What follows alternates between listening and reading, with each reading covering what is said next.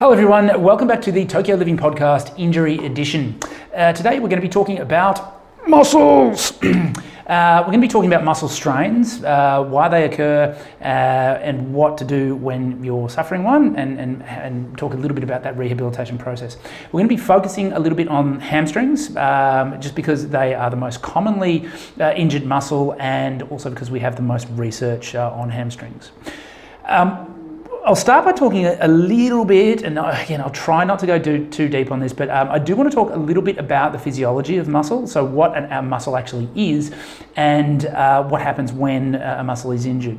And having an understanding of this may help understand why we do the type of rehab interventions that we do. A muscle is essentially a structure that attaches bone to bone in most instances, and when that muscle shortens, it brings those two bones towards each other. And so if we're talking about my arm, we have a number of muscles that flex the elbow joint. Some of them attach to the arm, some of them attach up into the shoulder, and then they attach down onto the forearm. So when those muscles shorten, they produce what we call flexion, so a bending action at the elbow. Now, I think most people understand this. I think most people also understand that we also have tendons as part of that musculo-tendinous unit that produces those type of actions. So the tendons join a muscle to a bone, again, in most instances. And so we have parts of that structure that are purely muscular, we have parts that are purely tendinous, and then we have parts where we have that interaction, what we call a musculo-tendinous junction. Now, talking a little bit more about the physiology of muscle. So the muscle is made up of both contractile and non-contractile units. So some people who have studied certain aspects of biology in school or even in further education would know that the main contractile units of a muscle are what we call actin and myosin. And these structures basically form cross bridges. And so as a muscle shortens, these cross bridges basically get smaller and get tighter. And then as they lengthen, they get longer. And so as a muscle lengthens, you get less of these cross bridges forming. Looking a little bit more at the layers of the muscle, we have what we call a cell membrane, also known as a sarcolemma, which then attaches to a basal membrane. And this is surrounded by connective tissue called the endomyosin. Groups of these muscle fibers, which contain the actin and myosin as well as the non-contractile tissue, they basically bundle together to form fascicles encased in another connective tissue sheath called the perimysium. The fascicles then in turn combine to form the muscle, which is surrounded by a final dense sheath of connective tissue called the epimysium. When we get excessive stress on a musculotendinous unit, now that might be through one acute episode of stress or through a buildup of stress on the tissue, then we basically get a rupture of the basal membrane and the cell membrane to which it attaches. When that happens, we get infiltration of inflammation, and that carries through into all the connective tissue that surrounds those different aspects of the muscle that we discussed before. So the body acknowledges that there's been stress to the area, and it initiates an inflammatory cascade. So we have white blood cells being sent to the injured area, and a process called phagocytosis starts, where essentially the body is performing like a bit of a cleanup job. So it's trying to remove some of the waste products, trying to remove some of the debris. So you imagine there's been a construction site, there's been something knocked down, and you have a lot of debris around the area. A muscle injury is similar in some ways, and so we have to go in and clean up that muscle area in order for us to start laying down more soft tissue. As this site is being cleared and being prepared for repair, it basically stimulates these reparatory cells to be sent to the area to start building up new soft tissue. And that generally takes somewhere between sort of 48 to 72 hours for this inflammatory process to be optimized. Because of all the cellular activity that is going on in the area, we have stimulation of what we call nociceptors. I think we've talked about nociceptors in the previous episode when we talk about load, when we talk about direct tissue-specific load, but nociceptors are essentially danger receptors that are sending signals back to the brain regarding some sort of threat or harm in the area. And because this whole inflammatory process is occurring, these nociceptors are upregulated. So there's signals going back to the brain that there's something going on in the area. And that is what contributes to the production of pain. And in an acute injury, you have a somewhat reliable correlation between the amount of nociception that's occurring and the amount of pain that one is experiencing. Over the next several weeks and even months, and in some cases, even a year or two after the initial injury, we go through this rebuilding process where the body lays down soft tissue to try to recover the function that that muscle once had. Now, the soft tissue that's laid down never has the exact same properties of the original tissue pre-injury, and that's what we refer to as scar tissue. So some degree of scar tissue will occur after any injury. In some cases, in a very minor injury, it might not make any difference to the function whatsoever. If there's a significant amount of scar tissue, then that's maybe something we might see on a scan, and something that has the potential to more greatly influence the function of that muscle going forward. Now, the idea with rehabilitation of any soft tissue injury is to optimize the new tissue that's being laid down. So we want the new tissue that is being laid down after an injury to be as functional and as similar as possible to the original muscle tissue. And in order for us to do that, we need to have a positive stimulus to the muscle. So in the inflammatory stage of a muscle injury, we want relative rest, and we want an environment where that regeneration process can be optimized. So we don't want to put too much stress on the muscle, but at the same time, as soon as a muscle occurs, or so as soon as a muscle injury occurs, and as soon as we start protecting that injury to decrease pain, to decrease this nociception that we talked about before, we already start to get a decrease in the muscle hypertrophy, the size of the muscle fibers, and also the functional capacity, the strength, the power, the endurance of that muscle. And so it's a really important balance that early on in a muscle injury, we are doing things that help contract the muscle, but at an intensity that doesn't increase the pain, doesn't increase the swelling, and doesn't limit function. Quite common for us to, when someone comes in with an injury, even in the early stages, even a day or two after the injury, to get them doing contractions of that muscle. In general, we tend to perform these contractions in short muscle lengths. So as a general rule, muscle tears occur when the muscle is in a lengthened position.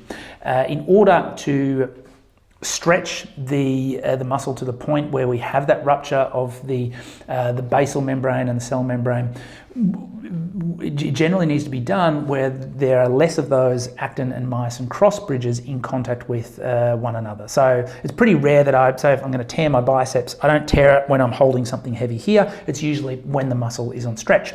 So that means that we can usually perform pain-free contractions in a shortened range of motion fairly soon after a muscle injury occurs.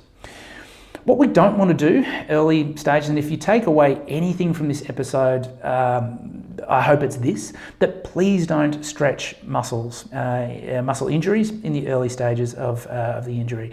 And I'd argue that unless you're experiencing long-term range of motion deficits after a muscle injury, I don't think there's really any need to be stretching. If you can imagine that the muscle fibers are trying to knit back with one another, if you're constantly putting those muscle fibers on stretch, then their ability to knit back together is going to be limited. Okay, so even though it might feel like you want to stretch it out because it feels like tight, it feels contracted, that's generally going to have a negative effect on the long-term outcome. And whilst it might feel okay when you're doing the movement, it might feel like that's what it needs, it's likely to increase pain and is likely to prolong that acute pain period.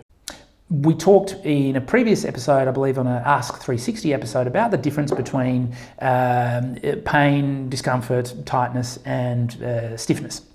And I think a lot of people, when they experience, especially with a minor muscle injury, they feel like it's just tight and it just needs to be stretched out. But in general, if you have a muscle that's tight, you're probably not going to notice it. You'll probably notice that you can't do things. You might not be able to kick very high or do a deep squat, but it's not something that's going to be causing discomfort in a tight sort of way. Generally, if you're experiencing tightness somewhere, then that muscle is being overused. It's there's some type of excessive stress that's causing that sensation of tightness. And so if you have a minor muscle injury, you might feel that there's that tightness, that there's something that should be stretched, but in general, it's not something that you should do. And of course, if you're unsure about the type of exercise, please go and see a qualified medical professional. So as that inflammatory process starts to slow down and we get more rebuilding of the tissue, then it's important that we continue grading the exposure of that muscle to load. So we basically challenge it with stronger contractions in order to kickstart that process of restoring function to the muscle so that we can rehabilitate the injury back to whatever level of function that person needs for their activity or for their sport.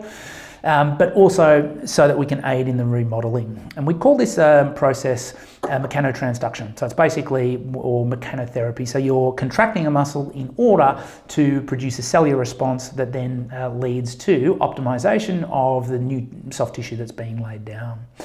And then we basically progress that to the point where that person is able to go back to their sport. So if someone needs to go back to sprinting, either they might be a sprinter or they might just be doing field sports, anything that involves high speed running, then we need to start with very light contraction of the muscle. If they can tolerate that type of contraction, then we increase the amount of stress on the muscle. So let's say it's a calf injury, we might start with two-legged calf raises, progress to single-leg calf raises, add some weight to those single-leg calf raises, then progress to hopping, bounding type drills. And if all this is well tolerated, then whilst we might have a basic time frame of how long it takes for that person to recover from an injury, it's generally outcome based. So once someone can do a double leg calf raise, we progress slowly to a single leg, and then we add weight, and then that progression needs to be based not on time alone, but on achieving certain milestones throughout that rehabilitation process.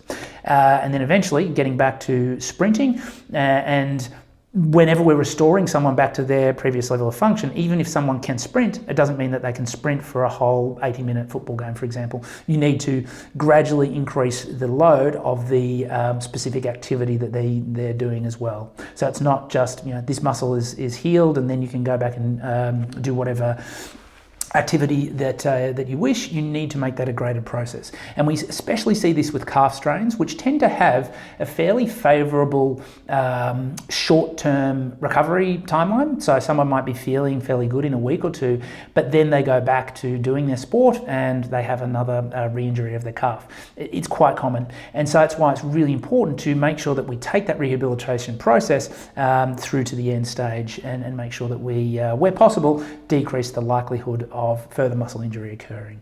So we're going to talk a little bit about hamstring injuries in particular now. So hamstring injuries are our most common muscle strain. We do see a lot of strains in the quadriceps, in the calf muscles as well, but hamstrings are by far the most common or muscle injury that we see in sports, in a lot of sports. And this is not slowing down either. We've seen a 4% increase in the prevalence of men's soccer-related hamstring injuries between 2001 and 2015. And we also know that up to 43% of these injuries will actually reoccur within the same season. We have different gradings of injuries, and we use this in particular with the hamstring, but we can sort of apply this grading criteria to any sort of muscle strain. Traditionally, we've used a grading system from 1 to 3, describing the severity of the muscle strain.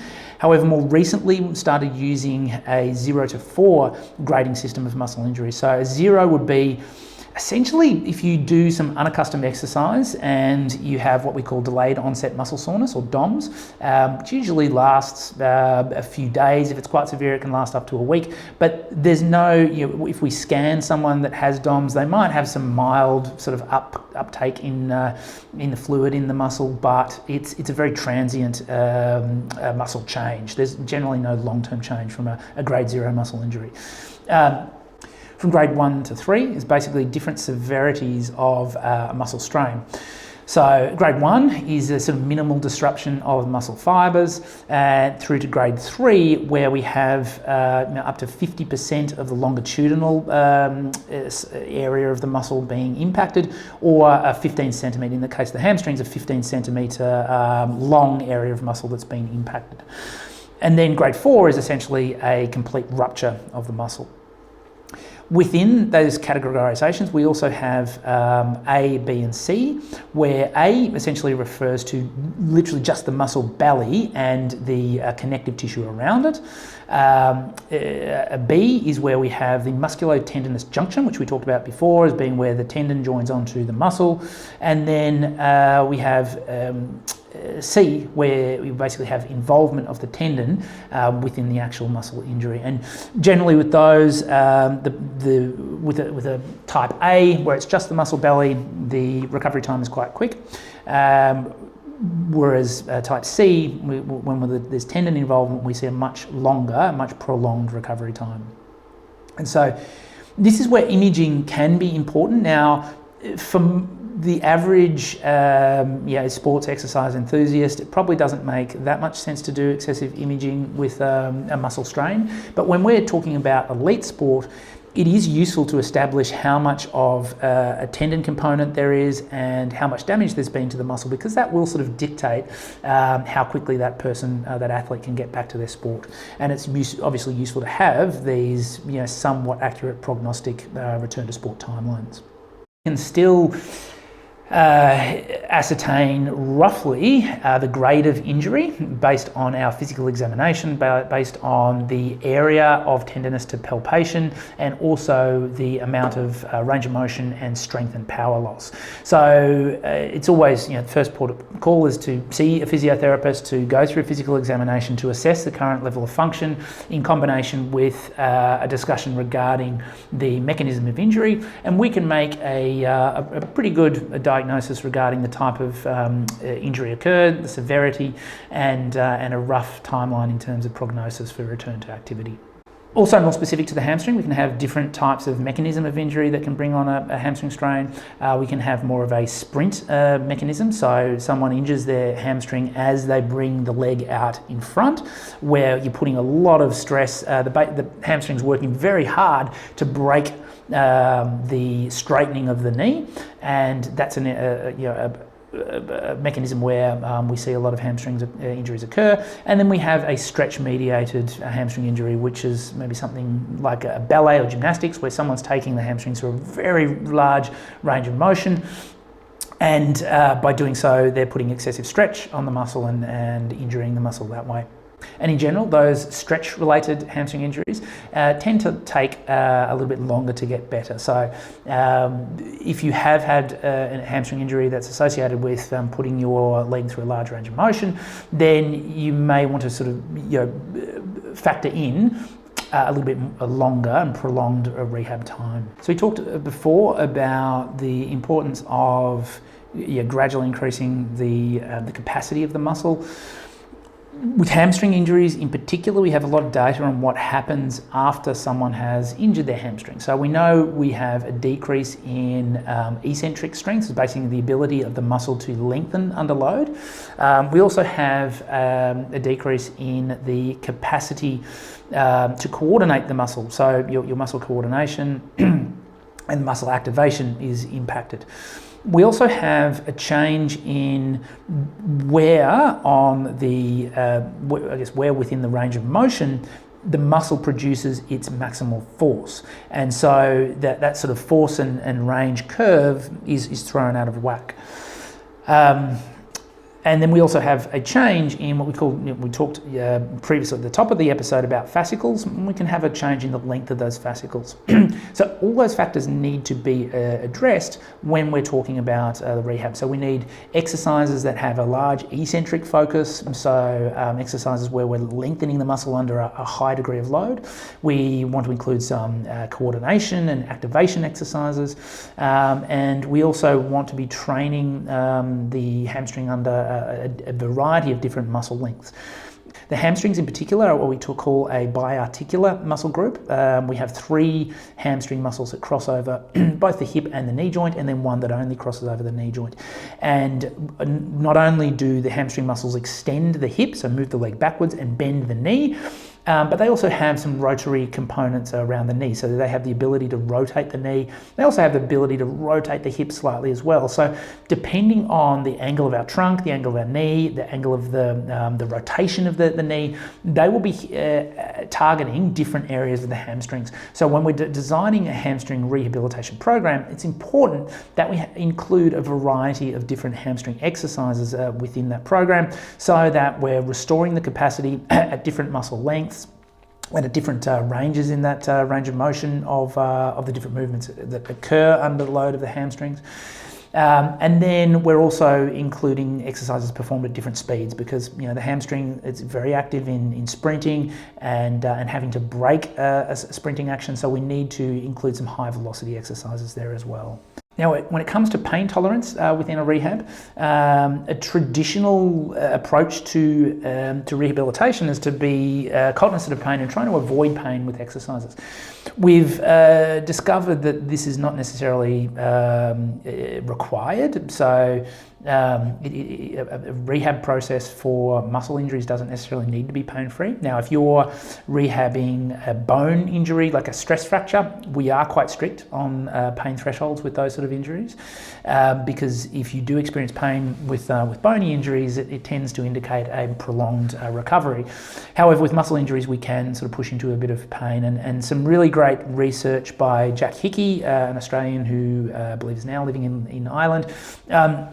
He has done some terrific research looking at hamstring rehab, pushing into a bit of pain and then trying to avoid pain. And what he found is that it's actually beneficial to push into a little bit of pain, just so that we can initiate that rehabilitation process earlier. We can avoid some of the negative consequences of inactivity.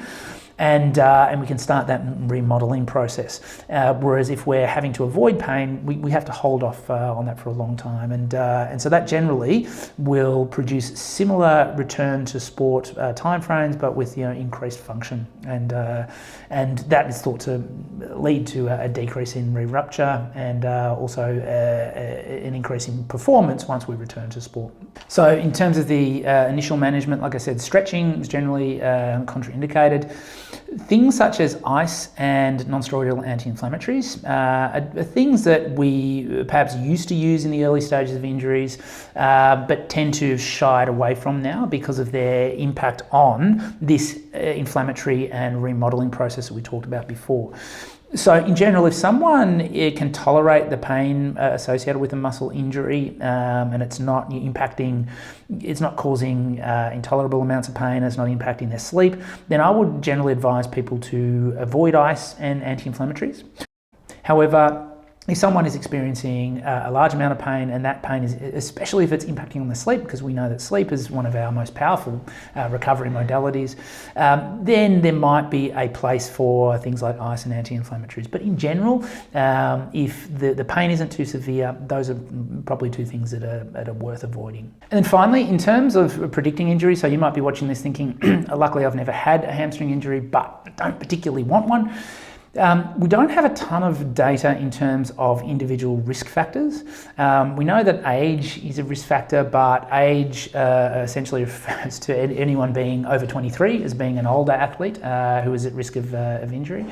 And we know that past injury is a risk factor as well. So past hamstring injury and also past knee injury. So if you have had a past hamstring injury and knee injury, there is that increased risk of future injury. And because of that, you want to make sure that you're addressing any deficits that might be there, what we talked about before in terms of eccentric strength, in terms of power, in terms of coordination, to decrease the likelihood of future hamstring injury, or if you've had, like I said, a knee injury, making sure that the hamstring is fully rehabilitated as part of your recovery from that injury.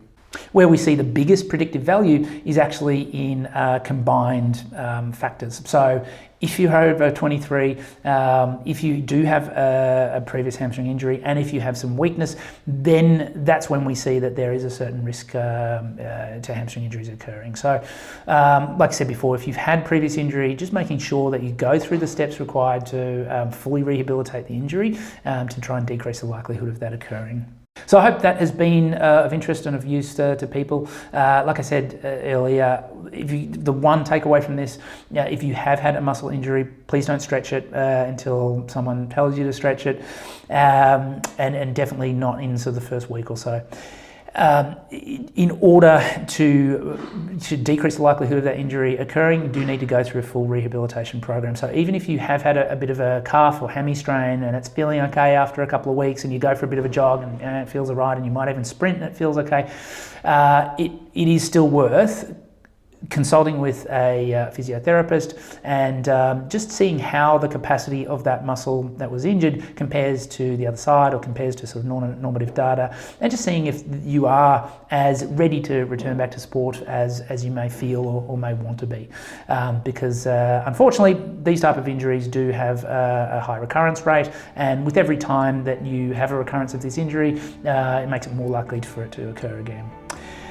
So thank you for listening and watching. Like always, if you have other topics that you would like us to talk about, please let us know, and I'll look forward to seeing you on the next episode.